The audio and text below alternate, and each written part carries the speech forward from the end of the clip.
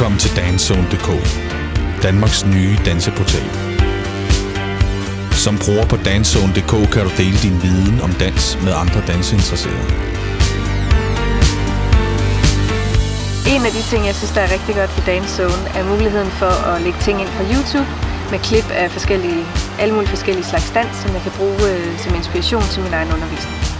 På Danszone.dk har man også muligheden for at holde sig opdateret med, hvad der sker inden for dansens verden, forskellige arrangementer, konkurrencer, shows og alverdens ting, så man kan komme ud og opleve en hel masse dans lige i nærheden af, hvor man bor.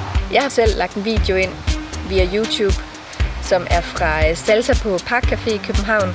Det er om søndagen, hvor man kan tage ned, ligegyldigt om man er begynder let øvet eller rutineret salsa-danser, men mest af alt bare for at have en hyggelig søndag aften i stedet for at gå i biografen.